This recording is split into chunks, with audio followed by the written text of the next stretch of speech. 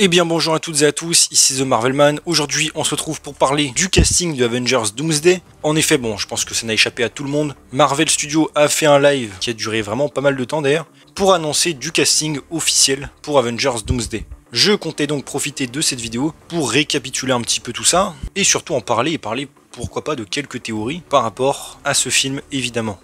À la fin de la vidéo évidemment n'hésitez pas vous à me partager si vous avez 2-3 théories, si vous êtes content du casting. Tout ça évidemment on en reparlera après. Mais donc, comme je le dis, on va récapituler un petit peu. Marvel Studios a commencé un live qui montrait donc des chaises d'acteurs évidemment avec les noms du casting, qui apparaissaient à peu près, il me semble, toutes les 12 minutes, il me semble que c'était un délire comme ça, ou 15 minutes, qui apparaissaient donc petit à petit, pour nous dévoiler les membres. Astuce que je trouve franchement, pour donner un peu mon avis, plutôt cool, assez sympa comme procédé je trouve, même si, honnêtement, c'était beaucoup trop long je trouve. Alors oui, on a eu pas mal de surprises qui ont été très cool, on va en reparler après, et ça m'a fait vraiment plaisir. Mais pour le coup, je trouve quand même que c'était très très long. Alors moi, je suis pas resté devant, hein. Voilà, je faisais plein de trucs à côté évidemment. Mais bref, c'était assez sympa. Et je dois signaler aussi que j'ai beaucoup aimé la fin, quand Robert Downey Jr. est apparu. Bon, toujours pas content qu'il soit fataliste, mais je reconnais qu'il y avait une musique, enfin le thème des Avengers un petit peu remixé, que j'ai trouvé particulièrement stylé, donc espérons que cette musique soit dans le film. Voilà, donc franchement assez cool. On a eu aussi, alors personnellement c'est pour ça que je donne mon avis au début, je trouve que ça commençait honnêtement pas très bien ce début de casting parce que on nous a donné que du casting confirmé depuis juillet dernier, en tout cas au début, enfin plus ou moins. Je rappelle que ça comportait les 4 Fantastiques, les Thunderbolts et le GR Captain America, Falcon, enfin les deux, tout ça c'est officiel depuis juillet dernier. Hein. Donc quand on passait je sais pas combien de minutes pour avoir un personnage qu'on connaît déjà, puisqu'ils l'ont dit officiellement, forcément c'est un peu fatigant. Mais bref, ça c'était surtout au début, faut l'avouer, et très vite les choses ont quand même plutôt bien évolué. Déjà donc, par rapport à ce qu'on savait déjà, donc les 4 Fantastiques comme je l'ai déjà dit, Captain America et Falcon, mais aussi donc plus ou moins l'intégralité des Thunderbolts, à l'exception de Taskmaster, qui du coup, même si c'est pas officiel, je le prends comme une confirmation que le personnage meurt dans le film Thunderbolt. Je trouve ça un peu dommage d'ailleurs de spoiler plus ou moins qui revient et tout, parce que un des enjeux de ce film c'était que c'était des personnages dont beaucoup s'en fichaient, et donc on pouvait avoir de l'enjeu sur qui allait mourir ou pas. Et du coup aussi Sentry du coup redeviendra cool à la fin. Bon, ça nous paraît évident à nous, mais je trouve ça dommage quand même de le spoiler comme ça. Et spoiler la mort de Taskmaster qui me paraît plutôt évidente. Mis à part ça du coup on a eu quand même beaucoup d'absents de personnages qui ont été confirmés dans le film et qui n'étaient pas du coup dans cette vidéo. On peut penser évidemment à Doctor Strange, qui désormais est officiellement dans le film, Spider-Man, évidemment, Peter Parker, mais aussi Hayley Atwell en Peggy Carter, qui sera de retour là-dedans, ainsi que Chris Evans dans un rôle inconnu, bon, on espère, j'imagine, Captain America, ou la Torche Humaine, enfin ça me paraît très évident. Donc je trouvais ça quand même un petit peu surprenant de pas nous ramener ces personnages-là, puisqu'on sait qu'ils sont dans le film. D'ailleurs, l'occasion de ramener Captain America, enfin, Chris Evans, j'allais dire, et Robert Downey Jr. côte à côte pour la vidéo, ça aurait pu être cool aussi. Mais bref, c'est pas très grave. Mais du coup, comme je l'ai dit, on a eu pas mal de castings confirmés, qui nous paraissaient, je pense, à tous évidents. Déjà évidemment Thor, Loki, je mets ces deux-là ensemble. Encore une fois, honnêtement, c'est pas du tout une surprise qu'ils reviennent. Voilà. Du côté, j'ai l'air Wakanda avec des guillemets, on a donc Shuri en Black Panther, pareil, ça me paraissait sûr à 100%. M'Baku aussi, alors lui, pour le coup, bon, il a déjà été dans les films Avengers, mais ça me surprend un petit peu plus vu le nombre de persos. Et aussi Namor, alors Namor, oui, il est pas du Wakanda, mais on se comprend, vu qu'ils se sont rencontrés là-bas. Je le compte là, et Namor, c'est vrai que ça me surprend un petit peu, parce que depuis la réécriture de Kang Dynasty, il semblait un petit peu aux oubliettes, en tout cas même en termes de rumeurs. Et vu que l'acteur était quand même accusé, il me semble, de viol, alors que ce soit vrai ou pas, hein, j'allais dire, peu importe, juste vu la précaution qu'a Disney en général, ça me paraît étonnant de le ramener lui, mais pas de ramener Kang, par exemple. Mais bon, bref, en tout cas, Namor sera au casting, et ça, c'est assez cool. On peut noter Shang-Chi, alors pareil, ça me paraissait évident qu'il y serait, c'est un des nouveaux personnages, donc voilà. Ant-Man aussi, qui est évidemment un Avenger, en tout cas à l'origine, et qui sera donc évidemment au casting. J'ai bien aimé le délire de sa chaise, enfin, c'était un petit peu original. Mais on peut noter quand même que parmi tous ces personnages, et surtout les Avengers, on va dire principaux, il manque quand même énormément de monde. On peut penser à tous les jeunes héros, que j'imagine on devrait retrouver aussi, Miss Marvel, Hawkeye, les deux Hawkeye d'ailleurs, hein, Kate Bishop et Clint, Stature, la Guêpe, alors la Guêpe il y avait des trucs avec l'actrice, mais admettons, Captain Marvel, Hulk, chez Hulk aussi, bref. On va pas tous les faire, mais j'ai déjà une vidéo dédiée à ça. Mais il manque quand même pas mal de personnages, on sait qu'ils y seront. Donc c'était quand même un petit peu surprenant. Surtout de nous mettre en avant, en fait, j'allais dire autant des personnages si éloignés, j'allais dire des Avengers. Comme les Thunderbolts, tous les 4 Fantastiques, qui, techniquement parlant, sont pas vraiment des Avengers. Donc voilà. J'ai l'air tous ces personnages que je viens de citer, du coup, ne sont pas officiels, mais on sait entre nous qu'ils y seront. Et ensuite, alors là, c'est la partie, j'allais dire, qui m'a vraiment fait plaisir, l'avalanche, presque, j'allais dire, de mutants, et de X-Men de l'époque, surtout. Avec déjà, bon, la confirmation que le fauve reviendrait, le fauve de The Marvels. Jusque-là, rien de fou, puisque on l'a vu dans The Marvels. Et ensuite, on a eu un enchaînement plutôt personnellement qui m'a fait vraiment plaisir avec Professeur X, Magneto. Évidemment, j'allais dire pour moi parmi les meilleurs personnages de Marvel et même en termes de films Marvel, avec les acteurs qui sont absolument incroyables. Donc évidemment, ça m'a fait un grand plaisir. Et j'avoue que j'étais surpris qu'il le dévoile ici, honnêtement. On va en reparler aussi, mais on a eu d'autres X-Men confirmés, des X-Men super cool, Cyclope de la saga X-Men, celui des années 2000, le Diablo de X-Men 2. Alors ça paraît très surprenant puisque l'acteur, bon déjà il se fait un peu vieux et surtout il avait détesté le maquillage, tout ça, donc honnêtement ça m'étonne qu'il le fasse, enfin qu'ils aient réussi à le faire revenir, même si moi je suis très content. On a aussi Mystique, et alors ça Mystique je vais en reparler mais ça va créer un gros problème de cohérence, enfin plus ou moins on va en reparler après. La Mystique du coup version âgée avec des guillemets, qui était super. Et aussi Gambit joué par Channing Tatum, du coup qu'on a vu dans Deadpool et Wolverine. Et alors tous ces personnages des X-Men, j'avoue que ça m'a un petit peu surpris. Déjà surpris qu'ils le dévoilent maintenant. Personnellement je pensais que c'était quelque chose qu'ils allaient garder. Alors j'imagine que c'est peut-être pour la hype, évidemment. Mais honnêtement, quand j'ai vu le nombre de personnages des X-Men de l'époque, je me suis dit qu'il en manquait pas mal. On peut penser à évidemment Tornade, Jean Grey. Je trouve ça assez étonnant de ne pas les avoir inclus ici.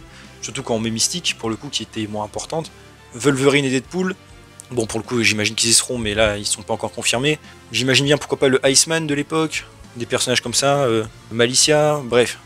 Pareil, je vais pas tous les faire, mais je pense qu'il y a beaucoup d'X-Men de la Fox qui seront là. Là, ça me paraît évident qu'on va dans cette direction.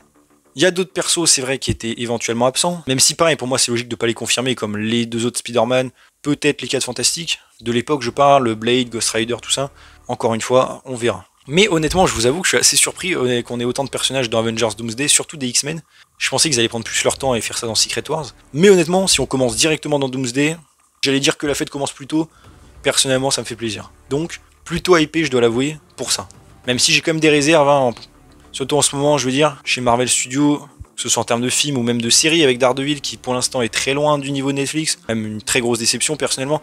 Je suis pas non plus à 100% confiant et on va dire dans la hype en ce moment, mais le retour de ces acteurs me fait très plaisir. Surtout, j'avoue que Professeur X et Magneto, je me disais qu'il fallait peut-être grouiller un petit peu vu l'âge des acteurs, si on veut faire quelque chose avec eux. Donc tant mieux. Vraiment hâte pour le coup. Et au niveau de l'histoire, alors ça nous indique quand même quelque chose. C'est ce que j'aurais voulu, on va dire, à la base. On semble se diriger, je pense, vers un Avengers vs X-Men. Ou en tout cas, évidemment, une incursion entre les deux univers. Ce qui promet d'être quelque chose d'assez intéressant. Le fait de revoir, de découvrir, j'allais dire, tous ces personnages du MCU avec les X-Men de la Fox, c'est quelque chose, je pense, que beaucoup de gens voulaient voir. Moi y compris. Alors personnellement, pas avec ces personnages-là précisément. J'aurais préféré plus les Avengers de l'époque, mais bon, pour l'instant, en tout cas, ce sera pas le cas. Parce que bon, franchement, les Thunderbolt et Captain America et Ant-Man actuels, franchement, bon, pas très hypé pour ces personnages-là. Mais bon, bref. Et donc, on se dirige, comme je l'ai dit, vers une incursion. Et je vous avoue que je suis un petit peu intrigué, car avec quelle timeline des X-Men cela va être. Car rappelez-vous, je rappelle toujours, à l'époque, on a The Marvels, scène post-crédit, Monica qui atterrit dans un univers des X-Men, avec le fauve de X-Men 3, même s'il a été redesigné, qui se trouve dans le design du manoir des X-Men de la Fox, avec la musique des X-Men de la Fox, ce qui sous-entendait évidemment que c'était cet univers. On a ensuite Deadpool 3 qui a remis beaucoup, j'allais dire, au premier plan, Terre 10005, donc la saga des X-Men, évidemment, même si ce film se passait avant Logan dans la timeline, enfin, en dehors du temps, mais on se comprend. Et donc j'en déduisais, par logique, que cet univers allait être celui qui allait entrer en collision avec le MCU, et que donc l'univers de Monica Rambeau était Terre 10005, ça me paraissait le choix évident. Mais personnellement, je trouve que ça commence à être compliqué, puisque on a au casting, comme je l'ai dit, Mystique, mais la Mystique de l'époque, version âgée avec des guillemets. Sauf que je rappelle, dans l'Inter 10005, Mystique est morte. Elle est morte dans les années 90 par Jean Grey. Donc à moins d'une une résurrection miracle, à moins de TVA qui ramène une variante ou je sais pas quoi, bah ce n'est pas Terre 10005. Et honnêtement, du coup, si c'est pas Terre 10005, je suis un petit peu mitigé. Déjà, bon, comment j'ai ramené Deadpool et Wolverine, ce sera que Deadpool peut-être. Enfin, je veux dire le Deadpool qui sera natif de Terre 10005. Mais même si c'était le cas, pour moi ça pose quand même deux petits soucis entre guillemets, c'est que du coup les X-Men que je verrai dans ce film ne sont pas mes X-Men avec des gros guillemets.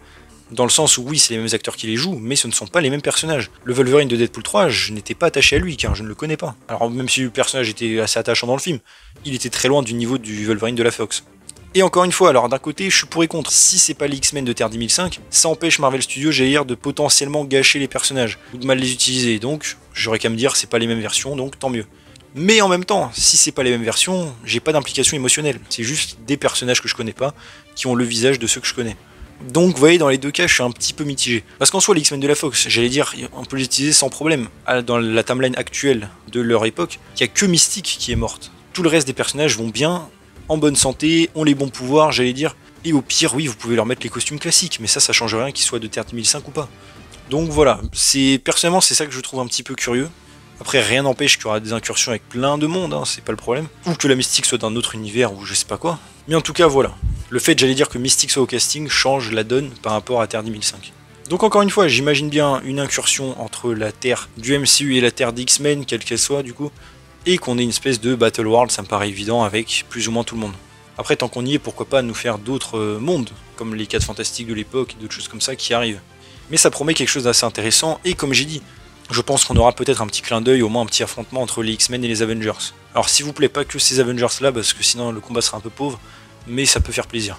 Et d'où l'idée toujours que pour moi, au lieu d'appeler ce film Avengers Doomsday, on aurait dû appeler ce film Avengers vs X-Men. Je pense que ça aurait attiré beaucoup plus le public que ça, parce que bon, ramener juste Fatalis joué par Iron Man, je veux dire à l'origine, hein, comme marketing, je trouve que c'était pas le bon plan perso. Et je trouve toujours pas que c'est une bonne idée d'avoir Fatalis en Iron Man, ou plutôt l'inverse. Mais honnêtement, bah voilà, je vais pas vous mentir, mon intérêt pour le film est quand même pas mal remonté. Le fait qu'il y ait des X-Men et j'ai l'air des personnages. Encore une fois, c'est un truc, j'en ai déjà parlé en live et tout, plus en détail. Mais c'est plus le délire c'est des personnages plutôt importants. C'est ça que je veux dire. Quand on pense à Marvel, on pense aux X-Men, on pense à Hulk, on pense à Spider-Man. On pense pas aux Thunderbolts, c'est ça que je veux dire. Ça veut pas dire qu'ils sont pas intéressants, mais sur le principe, vous me comprenez. Et c'est clair que quand j'ai vu le casting du côté Avengers, je me suis dit, bon, waouh, ça c'est pas ça qui va attirer le public, on va pas se mentir non plus. Parce qu'encore une fois, il y a des goûts personnels comme les miens, mais je regarde aussi les tendances. En tendance, je vois bien que ces personnages n'intéressent personne, malheureusement. Enfin, pas grand monde. Donc le fait de ramener les X-Men, j'allais dire aussitôt, directement dans Avengers 5, je pense que c'est même un très bon plan du côté marketing, pour attirer le public et intéresser les gens, surtout d'avoir enfin les X-Men, j'allais dire, et les Avengers, côte à côte. Ou face à face, en fonction du film. Sans doute un peu des deux.